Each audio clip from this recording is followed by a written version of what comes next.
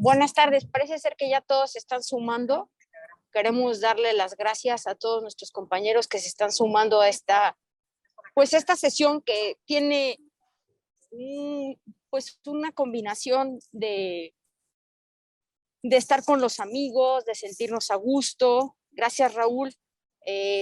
Estamos con la presencia de dos muy buenos amigos y que Fernando nos ayudó en esta coordinación junto con la maestra Silvia. Estamos muy contentos, evidentemente, darle las gracias a Rose, que todas las sesiones nos apoya. Y la verdad es que estoy muy contenta y muy agradecida porque tenemos dos ponentes de lujo. Uno de ellos, muy amigo mío, que lo vi crecer desde hace muchos años y que sigue, lo bueno es que sigue igualito porque físicamente por ese señor no pasan los años. Nos acompañan, no, sí es cierto, amigo, no digas que no, nos acompaña el notario público, el licenciado Amando Mastachi, nos acompaña también el licenciado Gilberto Adame. Bueno, no, los dos son maestros y próximamente van a ser doctores en Derecho. Yo la verdad es que estoy muy complacida. Lamentablemente ando en un traslado hacia el aeropuerto y no voy a poder estar completamente toda la sesión por un tema de logística, pero yo no quería perder la oportunidad para agradecer a ambos y agradecer a la barra que nos está dando la oportunidad de tener a estos dos magníficos ponentes. Cuando le comenté a Amando de lo que se trataba, de inmediato sumó a Gilberto. Gilberto siempre ha sido muy generoso en poder compartir sus conocimientos y pues lo hablamos con Fernando y dijimos, pues vamos a hacerlo juntos y esto se está haciendo una realidad y no me queda más que agradecer a ambos, agradecer a Silvia, a Rose y a Fernando que nos están ayudando para que esto sea posible. Consideramos que no va a ser la primera, vamos a hacer otra y evidentemente pues la idea es de que podamos disfrutar de la generosidad de ambos notarios que nos están compartiendo su conocimiento y que si tenemos, evidentemente nos vamos a quedar con ganas de más, pues que no nos tardemos mucho para que esto sea una segunda parte, bien sea yo creo que por justicia tiene que ser en la comisión de notarial y con lo cual nos vamos a estar sumando con muchísimo gusto. Sin más preámbulo, le cedo la palabra a Fernando, que nos va a hacer favor de poder compartir la semblanza de cada uno de nuestros expositores de lujo. Muchas gracias a ambos, Gilberto, Amando, por su generosidad y por la amabilidad de acompañarnos. Gracias. Muchas gracias, Ivonne. Un placer saludarte. Gracias, Gil. Muchas gracias, Ivonne. Igualmente un placer saludarte. Muchas gracias, amigo. Muchas gracias por tu generosidad. Ivonne, Silvia, muchas gracias por invitarnos de parte de la Comisión Notarial, donde Gilberto también es parte de la misma. Te agradecemos mucho. Rosalba, como siempre, tu apoyo es indispensable para todo esto, ¿no? Y para no quitar mucho tiempo, porque tenemos un tiempo limitado, yo rápidamente quiero presentarles a los dos expositores, colegas míos, grandes notarios. Voy a dar una breve, pequeña semblanza de las tantas actividades que realizan nuestros colegas y todo lo que han logrado a lo largo de su vida. Empezaríamos por el notario Amando Mastachi Aguario. Notario Amando Mastachi es licenciado en Derecho por la Facultad de Derecho de la Universidad Nacional Autónoma de México, con mención honorífica, maestro en Derecho por la Universidad Anáhuac, titular de la Notaría 121 de la Ciudad de México desde el año 2000, y autor de breviarios jurídicos, entre ellos El Derecho de Preferencia, con coedición del Colegio de Notarios de la Ciudad de México y editorial Porrúa, y un prontuario de avisos en materia notarial, que es excelente documento, elaborado recientemente con coedición del Colegio de Notarios de la Ciudad de México y la editorial Tirán Lo Blanche. Gracias, Amando, por estar aquí. Por otro lado, tenemos al notario maestro Ángel Gilberto Adame López, que es, en primer lugar, consejero del Colegio de Notarios de la Ciudad de México, claro, notario de la Ciudad de México, número 233, y además es licenciado en Economía por la Universidad Nacional Autónoma de México y maestro de Derecho, expresidente del Colegio de Profesores de Derecho Civil de la Facultad de Derecho, y también es titular por examen de oposición de las cátedras de Familia y Sucesiones de su alma mater, la Facultad de Derecho de la Universidad Nacional Autónoma de México. asociado al Colegio Nacional y de la Barra Mexicana Colegio de Abogados, conferencista de diversos temas en distintas universidades de la República y autor de distintas publicaciones en el ámbito jurídico notarial. Pero también tiene otras facetas, mi querido Gilberto. Trabaja en la difusión de la vida y obra de Octavio Paz, historiador por afición y autor de libros de temas históricos. Colabora semanalmente en su columna publicada en El Universal y revista Abogacía, donde forma parte del consejo editorial. Mi querido Amando, mi querido Gilberto, les dejamos pues ya el micrófono para que puedan empezar su plática, que va a ser muy interesante. El tema, la voluntad anticipada, ¿sí? Tema por demás interesantísimo y seguramente va a haber comentarios, preguntas que seguramente nuestros expositores nos darán deleite de sus contestaciones. Adelante, por favor. Muchas gracias, querido Fernando. Bien, el tema de la voluntad anticipada es un tema por demás polémico, por demás confuso, que inclusive en México lo vemos, solamente está regulado en 15 estados de la República, en 15 entidades federativas, no ha sido regulado en toda la República, aunque, como veremos en un momento más, en la Ley General de Salud Federal se contemplan algunas disposiciones en materia de cuidados paliativos y aun cuando no se habla de un documento de voluntad anticipada, sí se habla de la posibilidad de suscribir un documento para que se apliquen precisamente los cuidados paliativos. Y sí me gustaría señalar esto, recalcar esto, que realmente en la sociedad mexicana no se han atrevido a ir más allá de esto. Se ha entendido siempre como eutanasia o como una posibilidad de eutanasia. Inclusive en la investigación que hice todo esto, me llamó la atención, hay una acción de inconstitucionalidad, la 18-2017, que presentó en ese entonces la Procuraduría General de la República, en el que a raíz de una disposición que aparece en la Constitución Política de la Ciudad de México, al hablar de muerte digna, cuando señala que una vida digna merece una muerte digna, presentan esta acción de inconstitucionalidad y precisamente en los argumentos hablan de eutanasia. No se entiende como si se tratara de otro tipo de actos o de elementos en relación con la voluntad anticipada. En la voluntad anticipada se involucran fundamentalmente 4 aspectos, yo diría. El primero es el consentimiento informado. ¿En qué consiste el consentimiento informado? Que en la Constitución de la Ciudad de México se habla mucho de la autodeterminación y el desarrollo de la libre personalidad. Es decir, son elementos que se toman en cuenta para regular precisamente la voluntad anticipada. En el consentimiento informado, se habla del consentimiento informado en oposición a la actuación del médico que antes de que se empezara a contemplar todos estos aspectos, el médico era el que decidía cuál era el tratamiento, qué es lo que se iba a hacer con el enfermo, cómo se aplicaba, en qué periodo, etcétera, etcétera. Y el paciente o el enfermo no sabía qué iba a pasar, qué efectos primarios, secundarios tendría, a lo mejor qué pasaría si no tenía el tratamiento, etcétera, etcétera, etcétera. Entonces, cuando se empieza ya a trabajar precisamente en el tema de la dignidad de la persona, a partir sobre todo de 1948, cuando se expiden la Declaración Universal de los Derechos Humanos, se empieza a hablar de la dignidad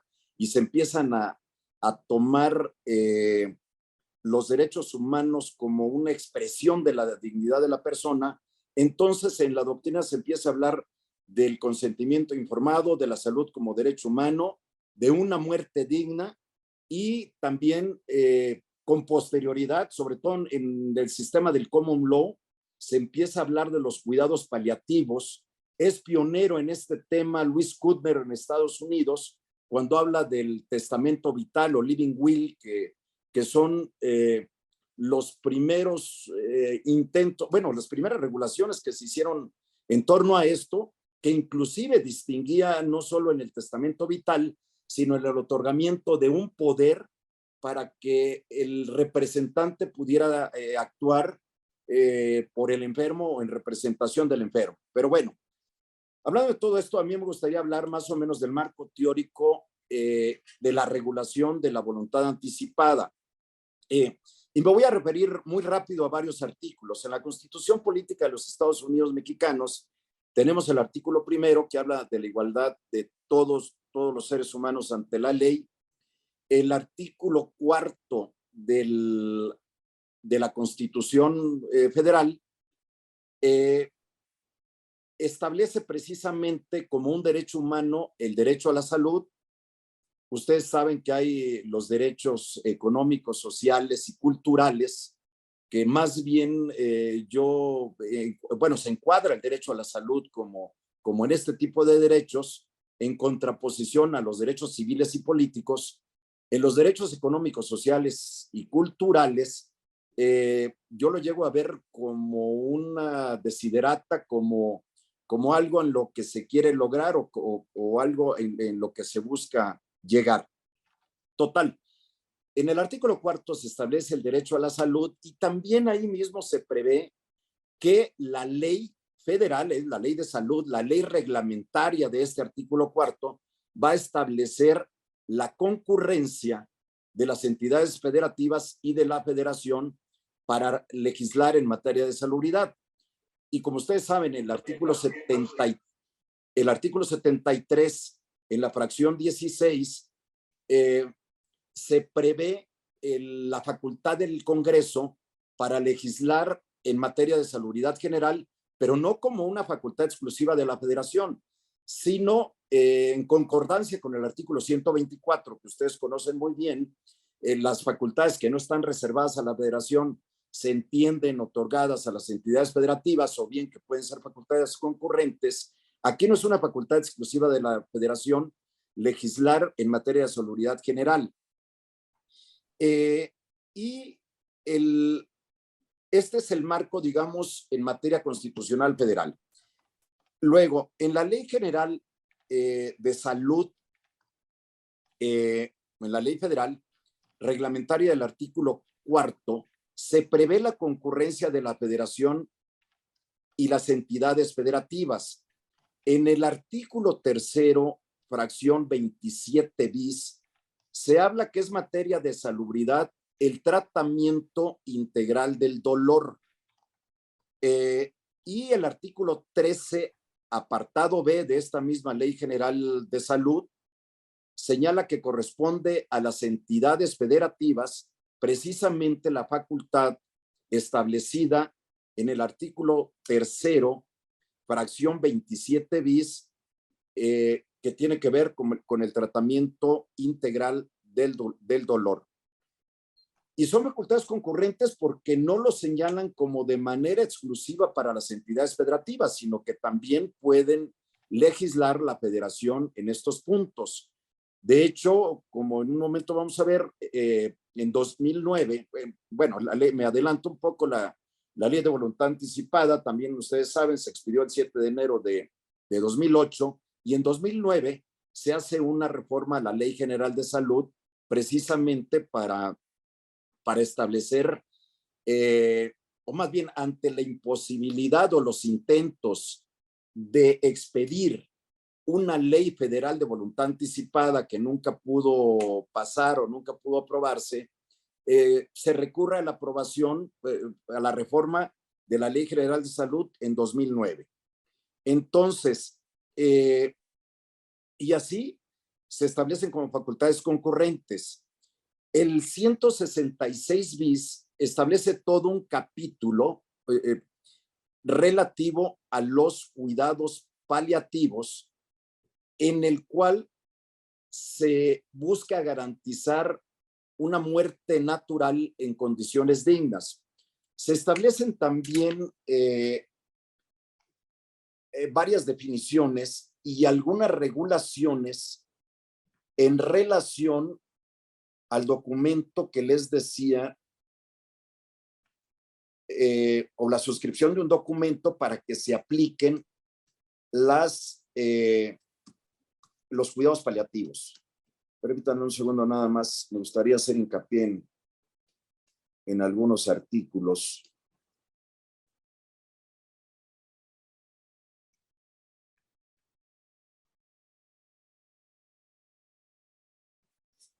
A ver, el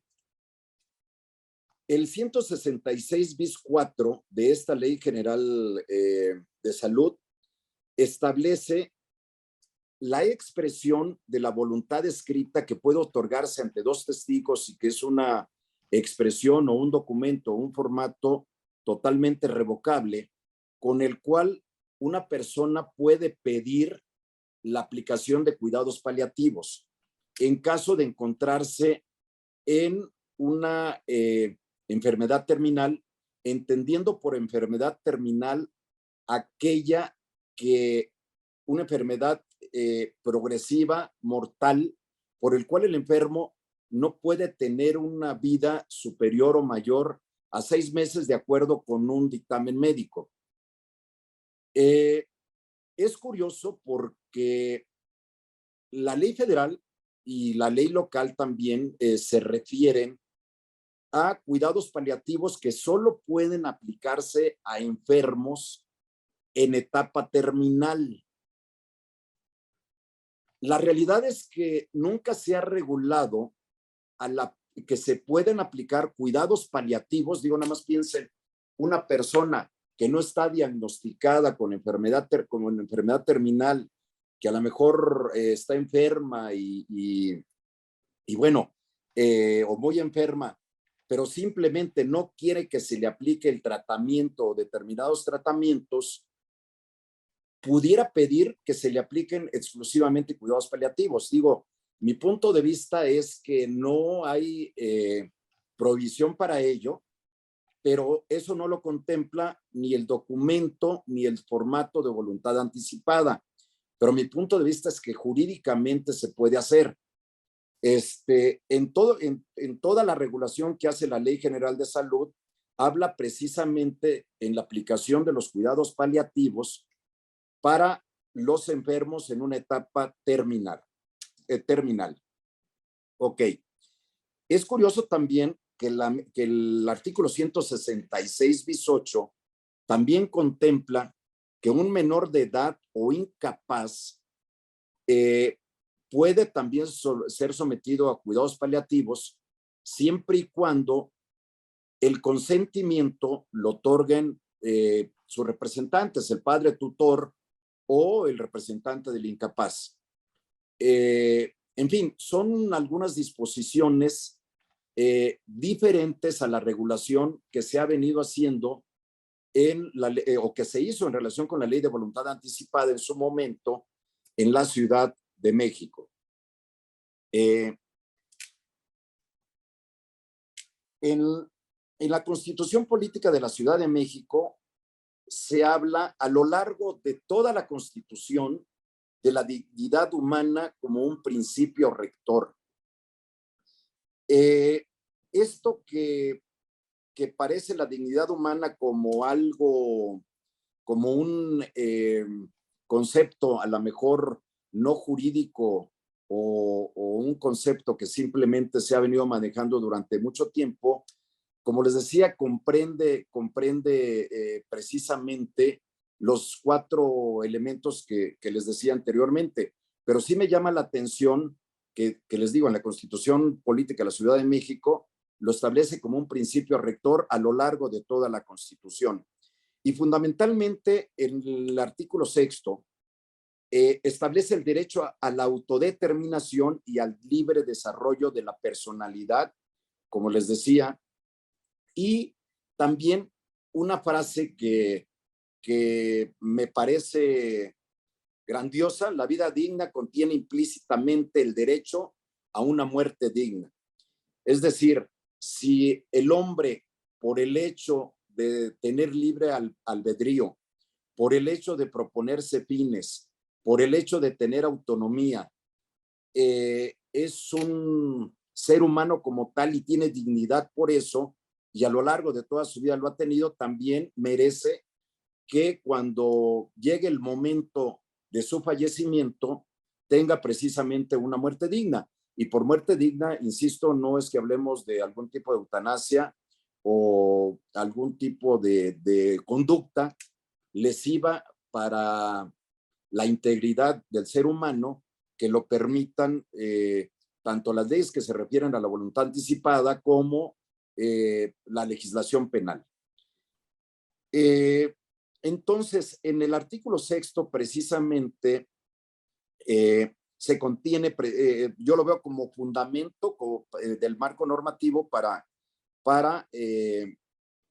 la expedición de la ley de voluntad anticipada y la ley de salud de la Ciudad de México. Y el artículo 9 también de la Constitución establece el derecho a la salud, en el que se establece que se respeta la decisión de someterse o no a tratamientos que pretendan prolongar la vida. Bien, pasando ya a la Ley de Salud de la Ciudad de México. Esto, tenemos que decir, fue expedida apenas el año pasado, el 9 de agosto de 2021, entró en vigor al día siguiente, abrogó la Ley de Voluntad Anticipada de 2008, pero curiosamente el artículo 4 transitorio que abrogó la Ley de Voluntad Anticipada de 2008, perdón,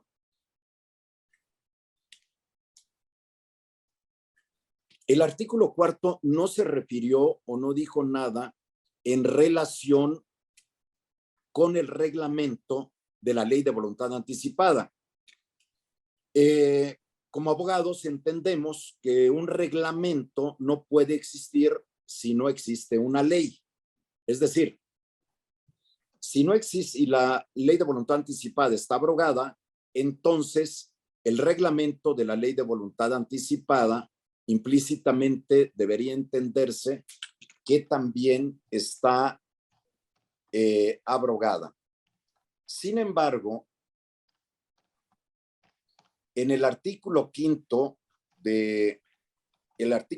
transitorio de esta ley, señaló que en tanto se expidan las disposiciones reglamentarias y administrativas derivadas de esta ley, es decir, de la Ley de Salud, seguirán en vigor las que rigen actualmente en lo que no la contravengan, y sus referencias a la Ley de Salud para el Distrito Federal se entienden hechas a la presente ley. Yo entiendo aquí entonces que el reglamento de la Ley de Voluntad Anticipada sigue vigente en lo que no se oponga a la Ley de Salud de la Ciudad de México de 2021. En fin, en su caso, bueno, cualquier cosa o pregunta o alguien que no esté de acuerdo lo podemos platicar, pero fue como se estableció y fue como se le sigue dando vigencia precisamente al reglamento, en el que existen algunas disposiciones que no están previstas en la ley y que en su momento seguramente en la expedición del reglamento de la ley se normará o se reglamentará todo esto. Bien.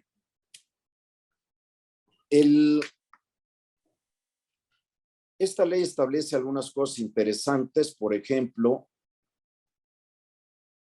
el artículo 6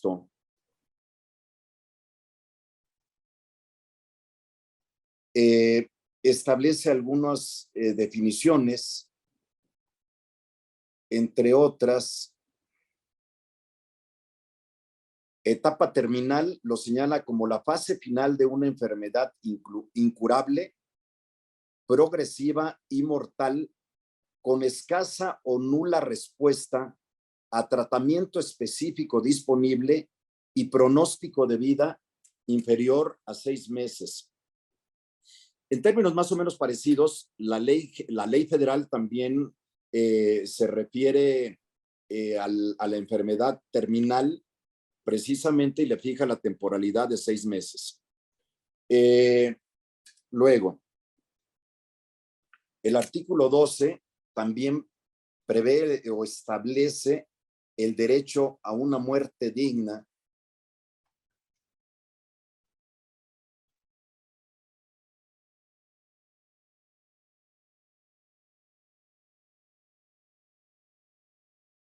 Entre otras, la fracción 18 establece como derecho de los beneficiarios de los servicios de salud otorgar o no su consentimiento informado. En caso de otorgarlo, el consentimiento deberá ser expresado en documento escrito o electrónico que formará parte del expediente clínico. Como les decía al principio, a partir precisamente de que se habla de la muerte digna, se habla mucho del consentimiento informado y se recurre mucho también al tema de la bioética. Los principios de la bioética se dieron con el informe Belmont en su momento, en los cuales, entre otros, se contemplan 4 principios, aunque algunos autores hablan de otros principios más, que son fundamentalmente los que nos interesa, el de beneficencia y el de no maleficencia. El de beneficencia, que consiste en que el médico va a utilizar todos los medios que estén a su alcance para conservar la vida, para que el enfermo no muera, para prolongar la vida y en su caso prolongar la agonía. Y no maleficencia, de que el médico no puede hacer daño o en el tratamiento terapéutico que emplee no puede hacer daño. Entonces, prácticamente todos estos principios también se encuentran contemplados en esta Ley de Salud de la Ciudad de México. El artículo 19 contempla el desarrollo de programas de salud para cumplir la voluntad anticipada. ¿Por qué?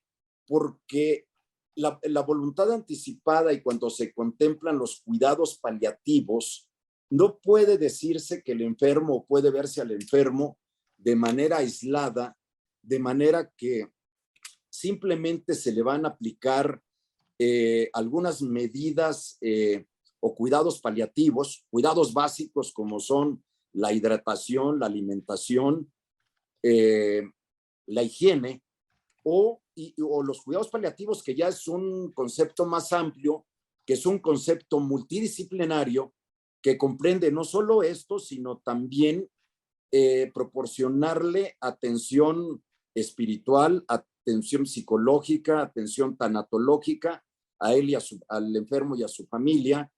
En fin, una serie de cuidados que hay que hacer. Se contempla también el artículo 24, el establecimiento de un consejo de bioética, precisamente para vigilar que se presten precisamente los servicios o los cuidados paliativos en las instituciones de salud. A todo esto, la ley define a la voluntad anticipada como un acto jurídico que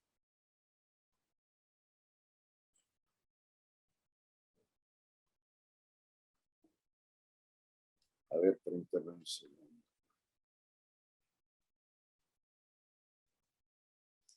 Como un acto jurídico que expresa la decisión de una persona con capacidad de ejercicio de ser sometida o no a tratamientos, procedimientos o medios que pretendan prolongar la vida cuando se su vida se encuentra en etapa terminal y por razones médicas se sea imposible mantenerla de manera natural, protegiendo en todo momento la dignidad de la persona.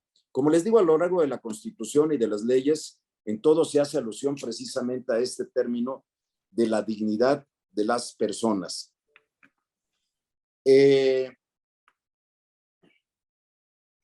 Y también señala que aquí tanto el otorgamiento del tratamiento y las disposiciones en materia de voluntad anticipada estarán definidas en el reglamento de la ley, no sabemos cuándo lo vayan a expedir, protegiendo en todo momento la dignidad del enfermo.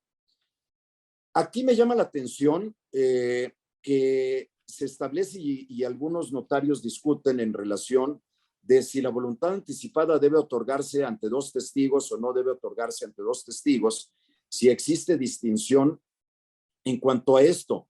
Mi punto de vista, en los 3 artículos que se refieren a los testigos, no existe ninguna distinción, y en el caso, para mí se me hace todavía ya más concreto y más específico y contundente el artículo que se refiere o cuando habla de si el documento de voluntad anticipada lo va a otorgar un sordo o mudo, que señala, dice, cuando el solicitante declara que no sabe o no puede firmar el documento, deberá igualmente suscribirse ante 2 testigos.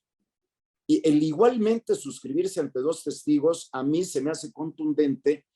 Yo no encuentro que haga distinción en cuanto al otorgamiento del documento de voluntad anticipada y el nombre que se le da, que se otorga ante el personal de salud, del formato en el que en uno se otorgue con testigos y en otro no. Mi punto de vista, digo, para empezar a ir ya definiendo cosas, es que siempre debe otorgarse ante 2 testigos. Bien. Luego, cosas, bueno, tiene que obviamente formalizarse ante el notario público, ante el personal de salud. No se señala qué personal de salud.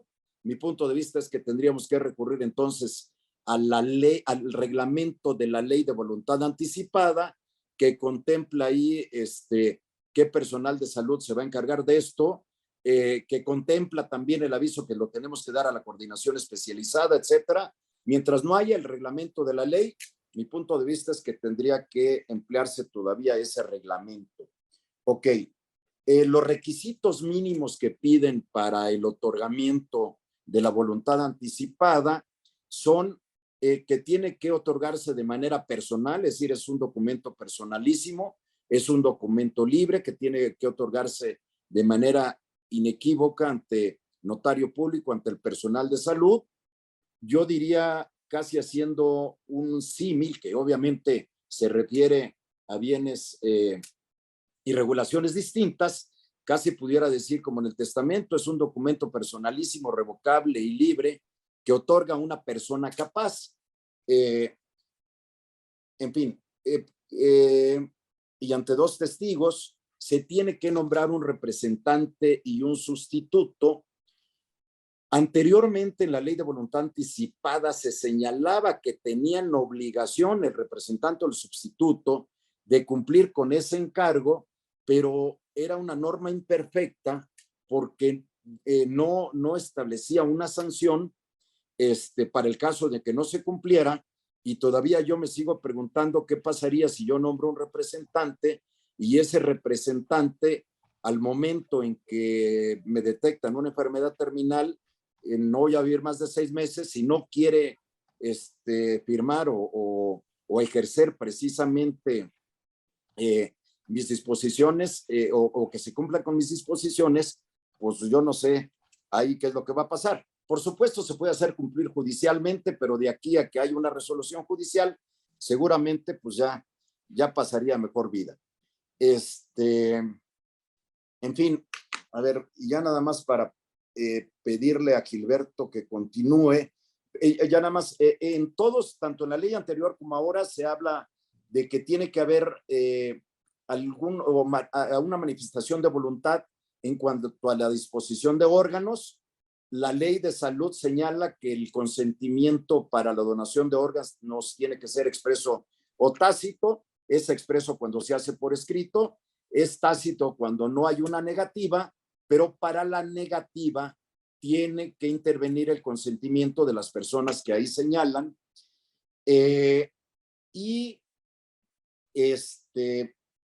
Señala también los casos de nulidad del documento o formato de voluntad anticipada, que me parece, bueno, los puntos más relevantes. Yo digo, hay algunas preguntas que después de la exposición del notario Gilberto Adame, ya me gustaría en su caso que me las planteen o yo planteo y bueno, muchas gracias.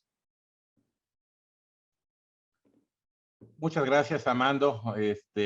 Gracias a la comisión a mi comisión notarial. Antes, gracias a mi barra querida.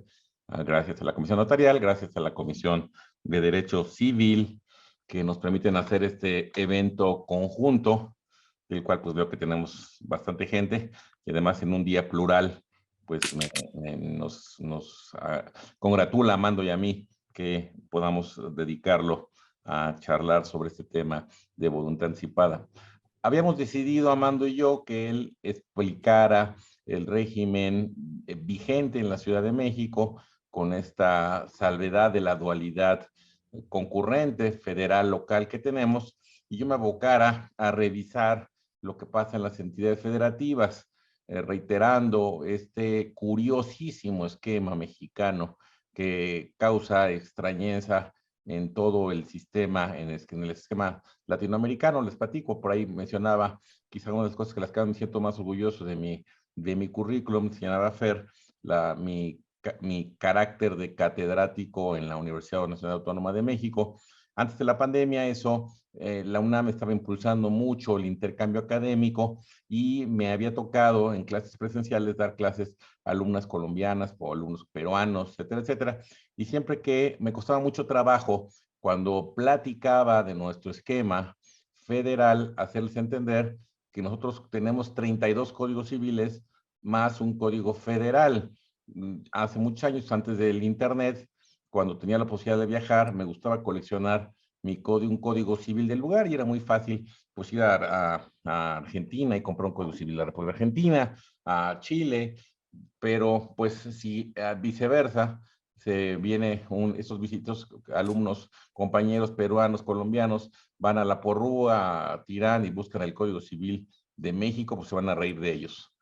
Entonces, bueno, ya los orígenes de este desorden ya lo sabemos, y además este desorden que es curioso porque en 1867, que en mi opinión se terminó la discusión de cómo nos gobernábamos, es decir, quedó muy claro que el sistema federal, pues otra vez ya estamos de regreso con todas las iniciativas que buscan de nuevo centralizar las normas, códigos de procedimientos penales, códigos de procedimientos civiles, que al día de hoy estamos en falta, no lo tenemos. Es increíble que en la materia procesal civil en la Ciudad de México no se pueda legislar, porque seguimos esperando que el Congreso pues, cumpla su chamba de expedir ese código marco procesal civil.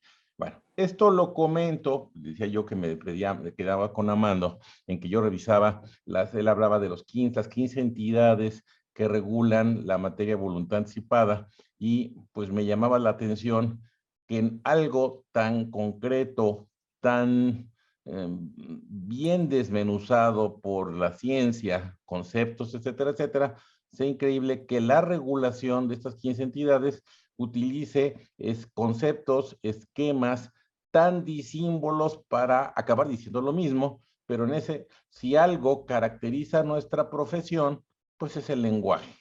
En el lenguaje nos entendemos. Por eso a veces nos critican que tenemos un lenguaje abogañol, pero cuando hablamos de servidumbres y estamos en el contexto civil, pues los que nos dedicamos a eso, pues no tenemos que dar mayor explicación, sabemos que estamos hablando. Entre abogados nos entendemos, sabemos a qué se refiere la servidumbre, que tendrá otro contexto, por ejemplo, si estamos en el derecho laboral.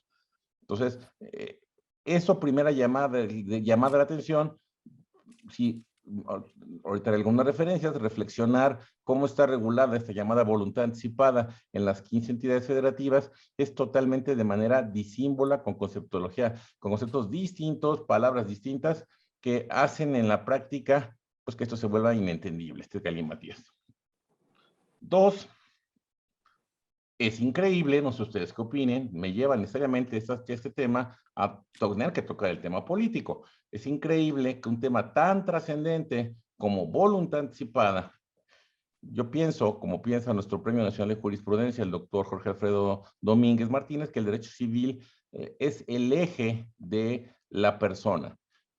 Por eso él sostiene, como yo pienso también, que el derecho de familia va dentro, sin cierto, esas teorías que ya han venido pasando de moda, que el de sacar el derecho de familia del derecho civil, el derecho civil regula lo que somos, nuestras relaciones con nuestro entorno, lo más cercano, nuestra familia nuclear, como la define por ahí la familia cercana, como la define esta Ley Federal de Niños, Niñas y Adolescentes, nuestra familia un poco más lejana, nuestro patrimonio, pues es el centro o el pan de cada día.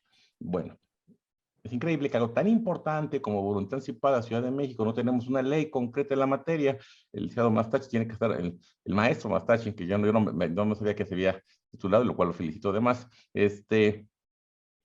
no tengamos una ley vigente y tengamos que estar interpretando contra un reglamento que fue hecho a la medida de una ley que ya no está vigente. Y les paso un tip nada más, no es crítica política, cada quien apoye lo que quiera apoyar. 15 diputados locales, en lugar de estar haciendo su chamba, pidieron licencia para irse a hacer promoción de la revocación de mandato. Pues así ni cuándo, ¿no? Por eso quizá por eso este país, por eso quizá, y publicaba yo en mi columna del Universal del sábado pasado, una entrevista que le hicieron a don Eduardo García Maínez en 1972, imagínense cuántos años, donde el maestro ya pronosticaba que la gente no confiaba en el derecho por la corrupción. Pues imagínense, como que se nos vuelve a morir don Eduardo García Maínez, pues se enterara que los diputados, en lugar de ponerse a legislar lo que urge, pues andan haciendo promoción de que se quede alguien en el cargo, ¿no? Porque aparte, pues ese tema, la ley de revocación de mandato, esa razonablemente está mejor regulada. Entonces, no tenemos. Y en ese tenor, pues los conceptos nos hacen aquí teorizar. El licenciado Mastachi podrá suponer y podrá alguien decirle no, pero desafortunadamente no tenemos sustentos legales para defender nuestras posiciones. Hemos tenido por ahí resoluciones que festina el presidente de la Corte. Yo luego que festina y festina, está bien, pero señor presidente, quizá con una interpretación amplia del primero constitucional, del cuarto constitucional, pues urge como que aprieten un poco en estos temas, porque festina el presidente de la Corte, las resoluciones de la Corte que tomó en el tema objeción de conciencia. Sí, pero ¿de qué van a objetar conciencia si, por ejemplo, no existe una ley de voluntad anticipada en la Ciudad de México? Es un absurdo. Sí, obviamente él en su agenda, ¿no? Está en el tema del aborto, que es perfectamente válido, pero pues, tema de voluntad anticipada. Siempre, cuando toco este tema en mi curso de familia, les pregunto a mis alumnos, quizá ya soy demasiado grande y ustedes no se acuerdan de un famoso grupo que se llamaba Soda Stereo, pero siempre me ha hecho la reflexión que qué hubiera querido Gustavo Cerati, porque entiendo, por lo que conozco de la historia, que la que se obstinó, una palabra típica de esta figura de la voluntad anticipada, la que se obstinó a que lo mantuvieran conectado, pues fue la mamá, la que hizo que tuviera una vida artificial. Cerati, 5 años. ¿Hubiera querido él eso? No lo sé. No lo sé. En México no tenemos una ley que nos lo defina claramente. Y mucho menos hay una cultura. Tips. Tenemos desde el Colegio de Notarios algo que ha sido muy exitoso, ha sido el septiembre, mes del testamento. Eso creo que quedó en la cultura popular, ya está. Es más, también está en la cultura popular que ya en automático, aunque sea octubre, noviembre, seguimos hablando de septiembre, mes del testamento. Desde hace años, desde más de 10 años, hablamos de marzo, el mes de la voluntad anticipada. Yo tengo 26 años de ejercicio profesional, no he de haber otorgado más de 10 en mi propio ejercicio. Entonces, como que no, y sin legislación, pues menos me voy a aventar, muchísimo menos. Es decir, pues en este tema creo que lo que nos corresponde como operadores jurídicos hemos fracasado en el tema. Pero bueno, sí estamos más ocupados, insisto, en ir a promover la revocación de mandato.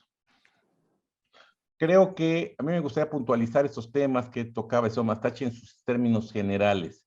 Hace algunos años, en 2018, el hoy senador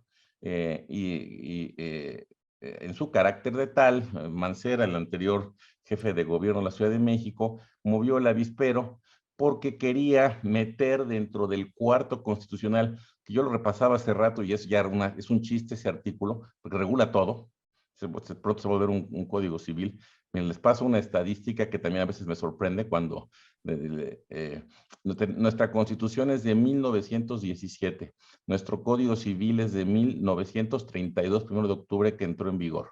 Nuestra constitución, ya sabemos que tiene 136 artículos, nuestro código civil tiene 3.074 artículos. Se ha reformado más veces la constitución que el código civil de la Ciudad de México. Qué curioso también. Bien curioso hablando de cosas de reforma. Y donde más le meten manos en familia, por cierto, ¿eh? Y el 90% de veces para mal.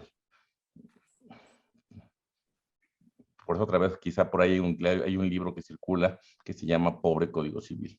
Le han metido, bueno, le han metido más veces. Todo el mundo quiere meter que creemos que para que las cosas sucedan, estamos tan mal en el Estado de Derecho que creemos que la manera en que el Estado de Derecho va a jalar es metiéndole mano a la Constitución. Y entonces si uno lee el cuarto constitucional, ya ni le entiende de qué se trata ese artículo. Habla de todo y no habla de nada. Y bueno, en algún momento tocaba el tema porque el senador Mancera quiso introducir la figura de la muerte digna otra vez en un párrafo del artículo cuarto constitucional, pero quizá vale la pena ver la iniciativa, yo la comparto ahorita en el chat, de la exposición de motivos, porque es un resumen de una serie de conceptos que hay que tenerlos claros. Es decir, bien decía Mastachi, no es lo mismo eutanasia que la famosa ortotanasia, que la distanasia, que va por ahí, es otro tema, que ese es el otro lado de la eutanasia, que es la total obstinación terapéutica, los cuidados paliativos, el concepto de muerte digna. Cuando la iniciativa se presentó, la gente llega a confundir la palabra muerte digna con eutanasia, no tiene que ver. Que ese es un debate que imagínense, si no tenemos ley, ¿cuándo en este país debatiremos el tema eutanasia? Eso es, perdón que me dedique a hacer preguntas, pero ese tema solo me lo da para hacerlo. Es decir, platicar de el régimen legal de algo que no existe, ¿cuándo daremos el siguiente paso y platicaremos, debatiremos? Silvia, ¿cuándo crees que debatimos aquí en este país el tema eutanasia? Porque hay otros países que ya lo están haciendo, ¿eh? Entonces, lo que se va generando es un turismo de muerte, como pasa en Suiza, por ejemplo. La gente se va a morir de Suiza, porque aquí no. Entonces, bueno, hasta estas oportunidades de negocio turístico estamos perdiendo, porque no tenemos ni la capacidad ni la apertura de poder debatir. Hay otros países que ya lo tienen. Y va a acabar sucediendo, ¿eh? Es decir, cuando en el 2000 se empezaba a hablar, no, en el 2000 no fue, sí, 2000, porque fue con el actual presidente que se empezó a hablar del matrimonio de personas del mismo sexo y el señor no quiso, el señor se inventó la ley de sociedades en convivencia porque el señor no piensa, tiene otras creencias, no sé dónde será de izquierda, y acabó la reforma crucial en el tema fue del sexenio siguiente, el de Marcelo Ebrard, el que estableció el matrimonio entre personas del mismo sexo. Bueno, quizás estoy, no sé, muy un poquito acelerado en el tema político, pero sí me molesta porque tengo que hablar de un tema en el que no tengo legislación de la cual sustentarme, y si me pongo a hablar de que en Aguascalientes hay una ley de voluntad anticipada, en Chihuahua hay una iniciativa por ahí publicada, en Coahuila hay una ley protectora de la dignidad del enfermo terminal, hay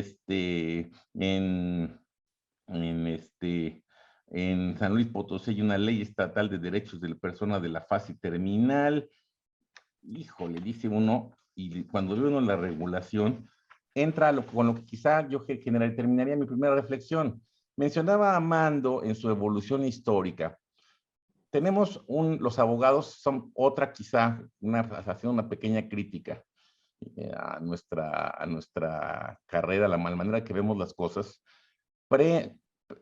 Pretendemos discutir o discernir el derecho como si fuera un legado divino, si quien escribió las leyes realmente fuera Moisés en el monte Sinaí. Y cuando uno tiene la oportunidad de platicar con los legisladores y vemos quién redactó, dice uno, en la torre. Y a partir de lo que redactó este tipo, estamos discutiendo y queriendo generar doctrinas, teorías, libros. Yo conozco libros enteros sobre la naturaleza de la sociedad conyugal, cuando los que redactaron eso ni entienden de cómo estuvo el tema. Entonces, ¿a dónde voy? Yo me pregunto y lo pongo sobre la mesa quizá para la discusión. Amando habló de living will. Hablamos de que esa es una figura que existe en los Estados Unidos. Hablamos de testamento y todo el mundo piensa, no, eso solo se aplica para después de la muerte. Bueno, hay una salvedad. Hay una salvedad reconocida en nuestro código que se llama reconocimiento de hijos, que por cierto no sirve porque no se puede reconocer un hijo en un testamento. Eso es falso. El reconocimiento de hijo es un acto jurídico bilateral y entonces, si yo trepo al hijo que pretendo reconocer a que reconozca en el testamento, pues mi testamento es nulo. Pero dice la ley, ese reconocimiento no necesariamente surte efectos después de la muerte. Testamento. El testamento, porque lo dijo Moisés, solo puede entrar en vigor hasta después de la muerte. ¿No creen ustedes, colegas, que ya debería haber un gran documento donde se plasmara una especie real de voluntad anticipada, donde yo resolviera temas que hoy también están parados? Hoy en México no se puede otorgar, no se puede designar tutor cautelar por la declaración de inconstitucionalidad de la fracción segunda del 450. Y estamos esperando que algún día el Congreso regule el tema de ayudas y salvaguardas. No sé, ¿por qué? Porque no hay un juez que se avienta a designar tutor ahorita. ¿Sí? No podemos nombrar tutor cautelar. A mí en este momento me pasa algo, pues ya me amolé, porque voy a tener que seguir dependiendo de mi esposa. Si de por sí yo ya estaba alucinando, ahora peor todavía. Ella es la que me cuida. No podemos designar tutores cautelares. No podemos hablar qué queremos, cómo queremos morirnos. Creo que eso es elemental de un ser humano. Si más o menos planeamos cómo queremos vivir, ¿por qué no podemos planear cómo queremos morirnos? Y las cuestiones patrimoniales y no patrimoniales que van al testamento. ¿Por qué no hablamos de un documento único donde resolvamos otros temas que hemos tocado en el proyecto de Código Civil, que por ahí hemos platicado en algunas charlas? El derecho al olvido. ¿Qué quiero que pase con mi cuenta de Facebook? ¿Qué quiero que pase con esta grabación que se está haciendo?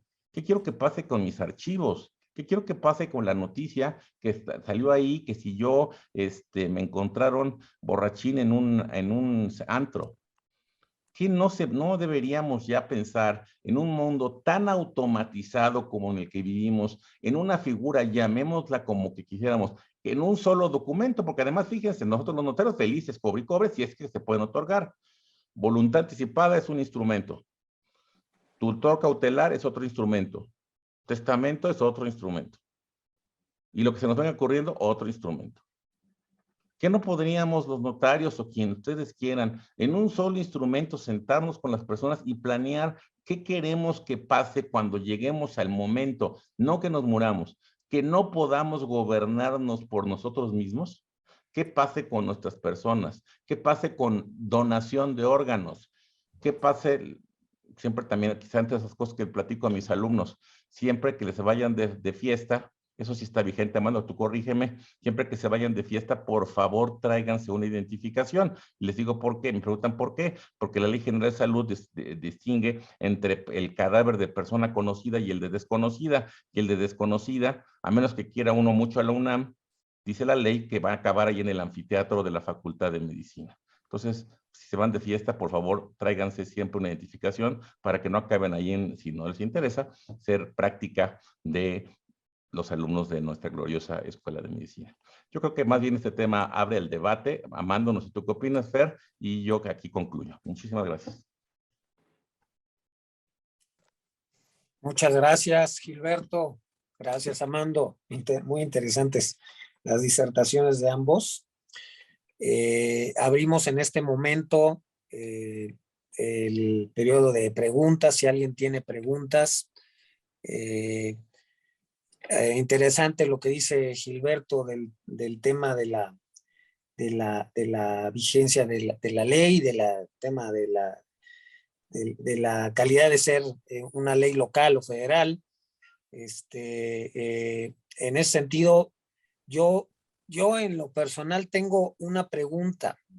La realidad es que creo que muchos de nosotros hemos tenido casos cercanos de estos temas de decisiones de personas que desgraciadamente han estado en esta posición de etapa terminal y que muchas veces, pues por la falta de cultura y por la falta de legislación y de una claridad, no han otorgado documento de voluntad anticipada.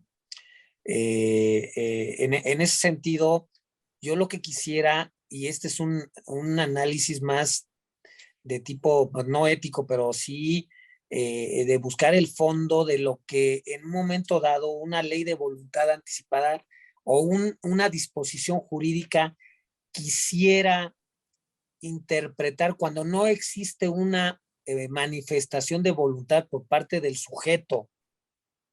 ¿Qué es lo que la ley en un momento dado debería interpretar como la decisión para que se llevara a cabo un procedimiento terapéutico que prolongara la vida o no la prolongada? Es decir, en otras palabras, cuando no hay una ley, cuando no hay una disposición de voluntad anticipada, en términos de la ley, corríjanme si no estoy en lo correcto, la Ley General de Salud, quien decide, o más bien no quien decide, sino quien manifiesta una voluntad de ejercer o no ejercer un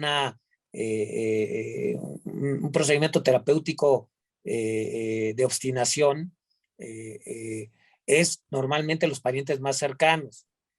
¿Esa decisión es a voluntad de los parientes o se tendría que interpretar lo que la persona en un momento dado hubiera querido? ¿Sí? Mira, yo te comentaría lo siguiente. Uno, acuérdate que, querido Fer, que este tema va de la mano, lo mencioné, con el tema donación de órganos, y vivimos un grave problema de desabasto de órganos en el país, lo que hace que gente esté en listas de espera o que haya mercados negros de órganos. La Ley General de Salud prevé que si uno no dice tema órganos, no dice nada, se entiende que tácitamente aprobó la donación. ¿Sí me expliqué? Ok. Yo creo que por ahí va la respuesta, en mi opinión. Es decir, oye, si yo no dije nada, aunque la ley de voluntad anticipada señalaba el tema de la segunda vuelta en caso de los familiares. Pero yo creo que una ley debería prever el menor sufrimiento, pero no el menor sufrimiento. Así como entre esos principios generales del derecho tenemos ya muy claro interés superior del menor, creo que poco a poco debería entrar en nuestra terminología el derecho que tenemos todos a tener una muerte digna, más allá de cualquier tipo de obstinación. Yo aquí distinguiría en el marco precisamente de la regulación en materia federal y en materia local. Si estamos en un hospital federal, la regulación es distinta porque ahí sí pueden intervenir los parientes más cercanos. Pero si yo estoy en un hospital privado o estoy en un hospital de salud de la Ciudad de México, de la Secretaría de Salud de la Ciudad de México, la realidad es que no están, si no hay documento o formato de voluntad anticipada porque ya no se puede otorgar, ya no está en condiciones el enfermo, pues simplemente no podría hacerse, pero son regulaciones distintas. Que yo digo, pero ya es otra cosa lo que les decía hace un rato. En el marco de la autodeterminación y el libre desarrollo de la personalidad, mi punto de vista es que aún estando en un hospital de la Ciudad de México, en un hospital de cualquier entidad de la federativa en la que no exista una ley de voluntad anticipada, el enfermo puede presentar un amparo para que precisamente no se utilicen los tratamientos médicos o la obstinación terapéutica y puedan precisamente aplicárselo a los cuidados paliativos. Mi punto de vista es que a todo esto nos lleva no habiendo una regulación completa a nivel federal y a nivel local. pero habría que distinguir mi punto de vista, Fernando. Interesante, Dios, es un tema que nos podría llevar otras horas más, lo cual no quiero, pues sería un tema personal que ya después platicaremos, mi querido Gilberto y Amando, una comida. Adelante. Algo más que también, a ver, en la voluntad anticipada, la realidad es que tanto en los formatos como en lo que normalmente hacemos en la notaría, y lo hago mea culpa, espero yo ir subsanando esto poco a poco. La realidad es que simplemente señalamos que se aplican los cuidados paliativos, pero el enfermo o la persona o en el momento en que se otorga el documento de voluntad anticipada, podría decir, si tengo paro respiratorio, quiero que me saquen adelante, si tengo cáncer, que me hagan esto, en fin. La verdad es que un documento de voluntad anticipada, yo podría decir, es casi como un testamento tan amplio, tan corto como lo quiera el enfermo, si estuviera informado. Aquí el problema es que se requiere tanto conocimiento, curiosamente diría yo, o algún tipo de conocimiento o prever que nosotros en las notarías tuviéramos algún tipo de formato en el que se señalaran determinados tipos de enfermedades, cosas que sería una quimera, pero bueno, porque para que una persona otorgue un documento de voluntad anticipada completo o lo más completo posible, sí se requiere determinado conocimiento médico o determinado información que a veces ni los médicos ni nosotros tenemos. Hay mucho por hacer. Lo que dice Gilberto, si hubiera un consentimiento tácito de la aplicación de cuidados paliativos, la verdad, mi punto de vista es que sería lo mejor. Bien, interesante. Y lo que comentas también, a ver si estoy yo en lo cierto, porque tú eres el experto, de la reforma del año 2011 o 2012, que anteriormente la regulación estaba elaborada de tal manera que solamente se podía manifestar el no querer tener tratamiento terapéutico que prolongara la vida. Y con la reforma permite hacer este tipo de regulación que tú bien manejas, para lo cual, ¿no? Sí. Perfecto. Sí, precisamente. En fin, hay mucho por hacer, hay mucho por trabajar en esta materia. Digo, yo en algún artículo que por ahí publiqué hace tiempo, decía que menos del 0.001% de la población del país ha otorgado un documento de voluntad anticipada. Es decir, es nada. Pero bueno. Muy bien. No sé, ¿alguna otra pregunta o...? Hay varias, ya me llegaron aquí, les voy a ir diciendo y ustedes las van solventando, por favor. De Iván López Frías, dice, una duda, la reforma del artículo 1392 bis no resolvería el tema de qué pasaría con los bienes digitales después de la muerte. Esto es una pregunta para Gilberto.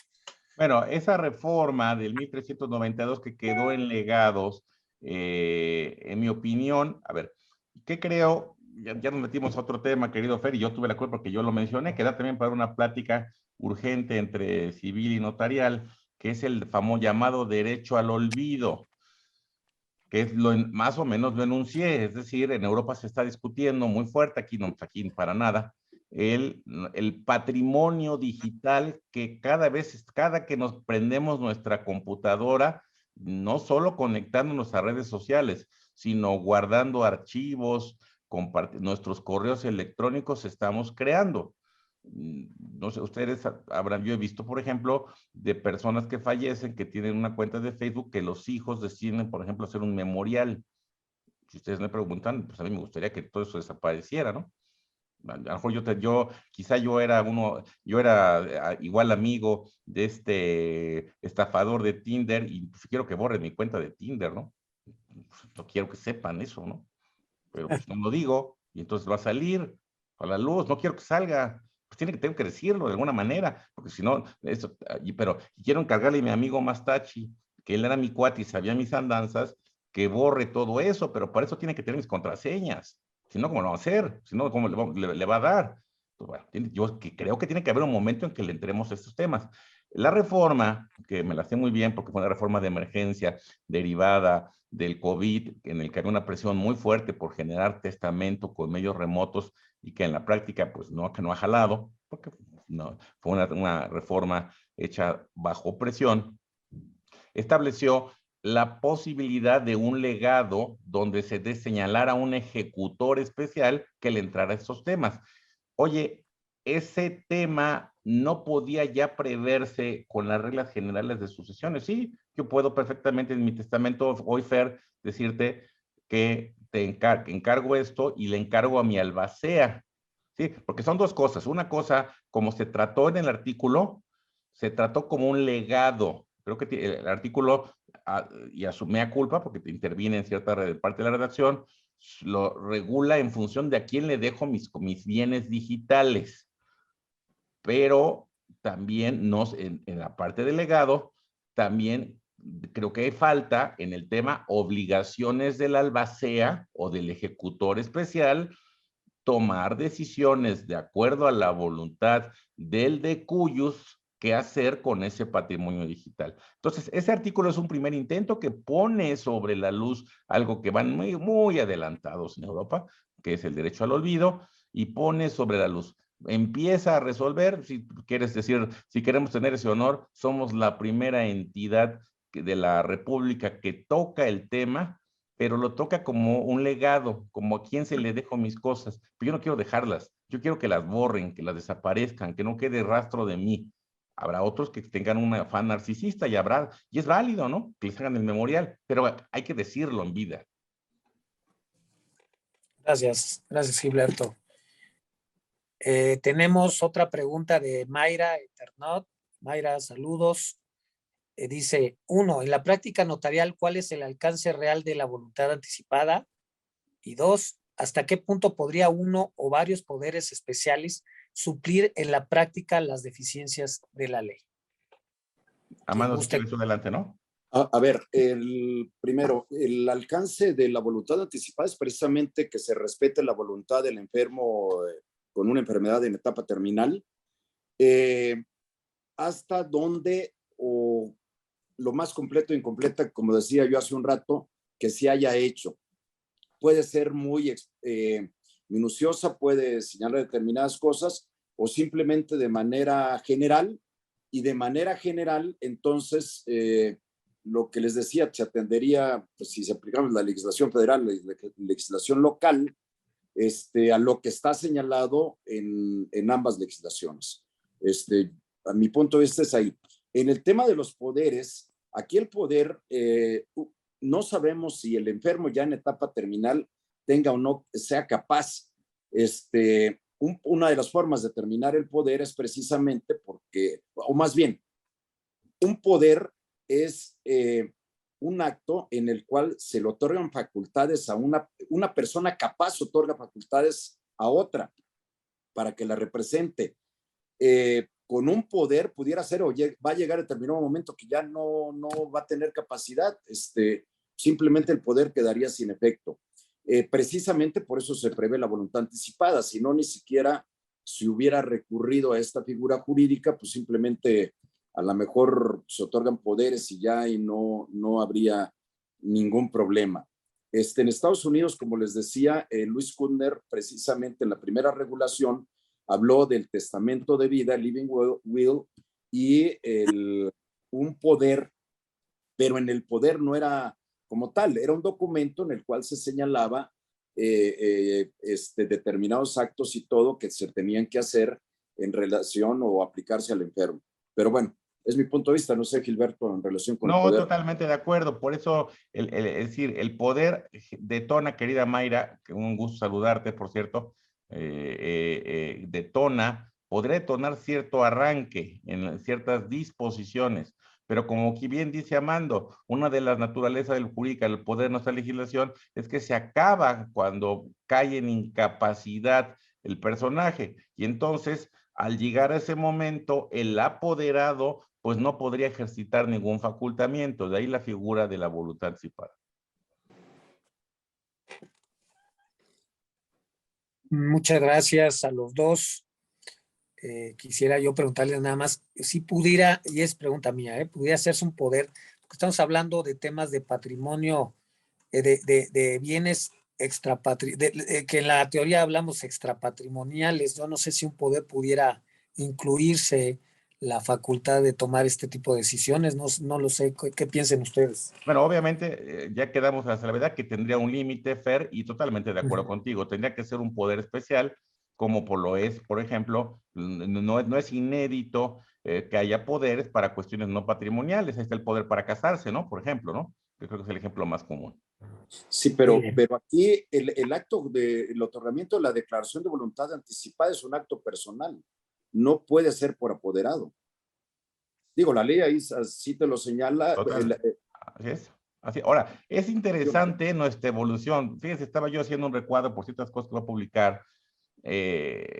Por control difuso que hizo la jefa de gobierno, y me consta por qué lo hizo así, porque no le quiso entrar al al pleito legislativo, hoy se le llama reasignación, o no reasignación, es reconocimiento de identidad, ahora es la palabra, que le vamos cambiando cada vez que le buscamos rebuscar a las cosas, rebuscar o no entrarle al toro a las cosas. Nuestro Código Civil señala que el reconocimiento de identidad, si ustedes revisan el Código Civil, dice claramente que son mayores de edad. Ahí no señala que sea acto personalísimo, podría ser incluso hasta con un poder. Derivado de 2 o 3 resoluciones de la Corte que declararon inconstitucional el tema, bien discutible, la jefa de gobierno es el único caso que conozco de interpretación vía control difuso publicado, se los recomiendo que lo vean, la Gaceta Oficial del 17 de agosto de 2021, hace un ejercicio de control difuso para evitar el procedimiento legislativo de reforma y permite, a pesar de lo que dice el Código Civil, que los niños, y utilizo la palabra niños porque así los define la ley de niños, niñas y adolescentes, un niño es hasta el que tiene 12 años, niños de 12 años en adelante opten por este esquema de reconocimiento de identidad. Que recordemos que es esto, hoy Gilberto Adame se siente mujer, no me tienen que discutir nada, juez del registro civil, cámbiame el acta de nacimiento. El Código Civil, si ustedes lo leen, dice que eso solo es de 18 años. Pero hay una interpretación, control difuso de la jefa de gobierno que está en vigor, vigente, en la que les indica a los jueces del registro civil si un niño de 12 años se para a pedir ese reconocimiento de identidad, tiene que concederlo, aún contra la oposición de los padres. 3 estados de lo traigo a colación porque hace unos días hubo una declaración de inconstitucionalidad en el estado de Puebla sobre el tema. O sea, oímos a algunos amigos así le decimos, con todo respeto a la figura, nuestro secretario de Justicia, festinando de que la infancia trans ya tiene un camino, ya sabe su camino. Yo lo dejo como reflexión. Un niño de 12 años tendrá el raciocinio para determinar si se siente mujer y se siente hombre, y en vía de consecuencia, en una vía administrativa, otorgarle el acta y modificar toda su existencia. Pero nos da miedo discutirlo, la verdad. Así es, Gilberto, muy interesante, tema más controvertido. Mayra, no sé si tengas algún comentario adicional o pregunta. No, pues agradecer, ciertamente es un tema que da para mucho y como dice Gilberto, creo que nos da mucho miedo.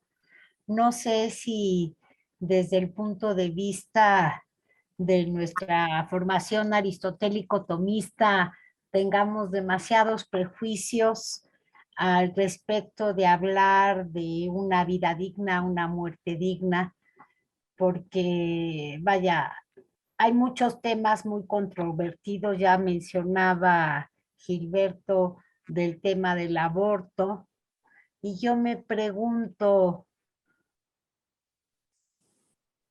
en el caso de el posible litigio en un tema de que no sé, el médico quiere imponer un tratamiento o esa obstinación de obtener todos los tratamientos posibles, aunque no haya ninguna esperanza real, no solo veo un problema ético, también veo un problema de negocio. Y por otro lado, ¿quién es el legitimado para entablar una controversia? Que si el papá, que si la esposa, que si los hijos, eso también representa un problema legal interesante de resolver, pero tenemos mucho miedo de... Tienes toda la razón, querida Mayra. Imagínate, tú bien lo dices, hoy no tenemos una ley. Resulta que Gilberto Adame no dice nada. Mi esposa dice que sí, que sí. Mi mamá que no. ¿Qué hace el juez? Caramba, qué complejo asunto, ¿no? Yo creo que debería prevalecer el principio de que todos tenemos derecho a una muerte digna. Pero eso, pues como de costumbre, tendrá que resolverlo el Poder Judicial, ¿no? Pues sí, muy interesante y da para muchos comentarios Qué y gusto saludarte. reflexiones. Y veo que por aquí era tu esposa, así que te da doble abrazo. Gracias. Abrazo, Mayra y Miguel. Gracias, Amando. Igual para ustedes. Gracias. Gracias, Mayra. Miguel Ángel Regidor. Saludos, Miguel Ángel. Pregunta, ¿cómo ven el que tendría que extenderse la voluntad anticipada a dos diversos supuestos? El primero sería la existencia de una enfermedad no terminal que produce sufrimiento sin tregua y sin mayor posibilidad de controlar el mismo, pudiera ser materia de una voluntad anticipada, cuasi eutanasia, y la otra, francamente, eutanasia, como consecuencia del libre desarrollo de la personalidad, que es el último escalón. A ver, a lo largo, bueno, yo comentaba precisamente ese tema, que realmente lo único que se prevé es la aplicación de cuidados paliativos en tratándose de una enfermedad terminal, pero por supuesto, y no está regulado así. Y como bien decía Gilberto, pues tendríamos que irnos a la interpretación. Mi punto de vista es que también la voluntad anticipada podríamos hacerla, o el documento de voluntad anticipada podría contener disposiciones en el sentido de que en el caso de tener alguna enfermedad dolorosa que no me lleve a la muerte en 6 meses, pudieran aplicarme el tratamiento o aplicarme o no aplicarme los tratamientos que yo decía, precisamente porque uno de los principios de la muerte digna es precisamente la autonomía, el consentimiento informado y la autonomía. Yo en mi libre albedrío, en mi autonomía, puedo decidir qué es lo que me aplican y qué no me aplican, pero no está contemplado así. Y como bien dice Mayra, pues esto va para mucho. Interesante, muy bien. Miguel Ángel, no sé si tengas algún comentario o pregunta adicional.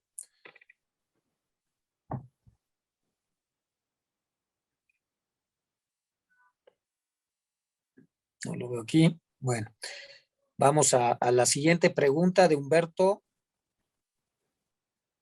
Montes Tajonar. Humberto pregunta, en el otorgamiento del instrumento ante notario, ¿se requerirá la presencia de 2 testigos, ya que pareciera que dentro de los requisitos y formalidades establecidas en la Ley de Salud de la Ciudad de México sí se requiere dicha comparecencia? ¿Qué opinión tienen ustedes?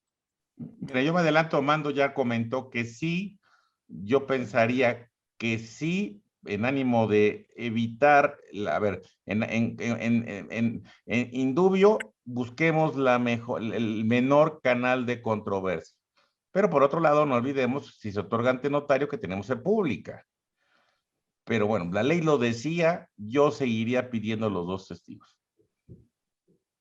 Hay quien afirmaba, Fer, no sé si tú recuerdas, que en el otorgamiento de la voluntad anticipada, cuando estaba vigente la ley, era incluso un acto solemne. ¿Te acuerdas? Entonces, si se es un acto solemne, si no se cumplen todas las formalidades genérico, no hay voluntad anticipada. Entonces yo no me arriesgaría, ¿eh? Yo sí metería los 2 testigos. Muy bien, Armando, ya lo comentaste en tu exposición, pero si quisieras comentar algo adicional. No. La verdad creo que ya sí, lo que les dije, la ley no distingue. Y realmente, y para mí en la interpretación, cuando habla del otorgamiento por el sordo, el mudo, cuando dice igualmente, digo, para mí esa palabra me dice, pues siempre se necesitan los testigos, pues, se necesitan los dos testigos, ahí ya. En fin, no. Muy bien, entendido, estoy de acuerdo también. Muy bien, excelente. No tenemos más preguntas en el chat. No sé si a alguien de los presentes, tenemos 47 participantes, buena asistencia. Los felicito a la Comisión de Civil, a los expositores, tienen rating, así que estamos muy bien vistos. No sé si alguien más tuviera alguna pregunta que quisiera hacer, ya sea vía chat o directamente, respecto del tema. Si no la hubiera, pues no sé, Silvia, tú si quisieras comentar algo adicional respecto de la exposición.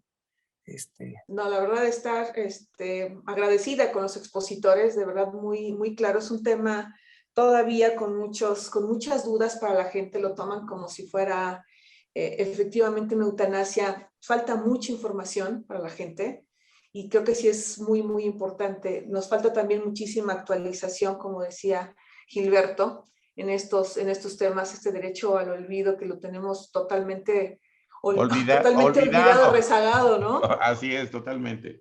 Sí, entonces, de mi parte yo no tendría ninguna pregunta, simplemente estar con mucho agradecimiento con ustedes a ambos expositores. Fue una exposición de verdad de lujo. No sé si alguien de veras tenga alguna pregunta, porque aprovechar este momento con estos expositores que tenemos, pero en realidad simplemente agradecerles a todos ustedes. Muchísimas gracias. Del mismo modo, agradecerles, Armando, Gilberto, no sé si quieran hacer algún comentario final respecto de su exposición. Con mucho gusto, ¿eh? Como empezaste tú, Armando, si quieres, yo cierro con una palabra, es agradecer a nuestra barra. Hay demasiado, como ya bien dijeron, hay mucho que trabajar en todo esto. Yo mi reflexión y lo que me queda, creo que en las notarías tenemos que trabajar por hacer unas buenas voluntades anticipadas, porque fueran voluntades anticipadas más completas, por señalarles a las personas que quieran hacerlo, que precisamente tengan más información de lo que pueden pasar o de algún tipo de enfermedades, que bueno, no sabemos. Digo, es del COVID, por ejemplo, ahorita lo pensé y también se me ocurría, entre otras preguntas que yo me hacía, ¿por qué la ley no reguló el otorgamiento de la voluntad anticipada por medios electrónicos, como en el caso del testamento, que pudiera darse, porque alguien puede estar en una etapa o en un determinado momento que pudiera darse? En fin, hay mucho por trabajar en esto y hay mucho por ver y muchos tabúes que romper. Gilberto. Yo estaba en los agradecimientos, bueno, pues pero es obvio que a quien agradecemos y agradecer también a toda la gente que se conectó, como bien dices, Fer, nos honra y nos compromete. Yo pongo sobre la mesa eso, es decir, buscar, exigir desde todos los ámbitos jurídicos, cada quien en su trinchera. Los notarios lo hemos hecho muy mal con nuestro marzo del mes de la voluntad anticipada. No hemos sabido promover eso, nadie conoce, no sabe qué sexo es eso, pero yo creo que la solución final va a figuras como ya la tienen otros países, que es un gran documento de una voluntad anticipada donde se prevean todos supuestos y le simplifiquemos la vida a la gente. Mientras sigamos creando nuevas historias, nuevos instrumentos, nuevos gastos a la gente, menos resultados vamos a tener. En algún momento debemos transitar a que llenemos una hoja de destino. Ya nos alcanzó el destino, Silvia. ¿Recuerdas los que ya han visto cuando el destino nos alcanza? ¿Se acuerdan que ahí se planteaba la eutanasia, no? Y ya nos alcanzó y seguimos nosotros discutiendo otras cosas. Ojalá algún día tomemos conciencia y transitemos eso. Porque todo esto, cuando no se transita, cuando no se regula, pues genera la clandestinidad, el libertinaje, que cada quien hace lo que quiere, ¿no? Exactamente. También ponemos a nuestros seres más cercanos y queridos en un predicamento, ¿no? Porque hemos todos conocido historias, incluso médicos, que realmente de buena fe ayudan. Pero luego vienen responsabilidades muy importantes para ellos y creo que tampoco es humanamente justo, ¿no? Ya no digamos legalmente. Es muy complejo, Mayra, porque la ciencia, los efectos de la ciencia en el tema de la vida ha hecho lo siguiente: ha aumentado los números de años que vamos viviendo, pero no necesariamente ha aumentado la calidad de nuestros últimos años.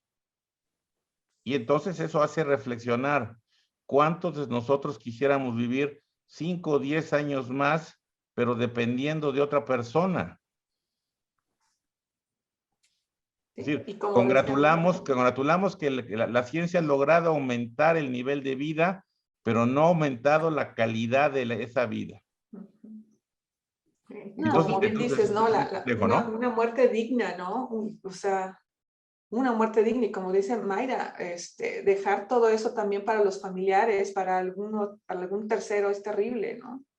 Es complejo, es muy complejo. Muy complejo.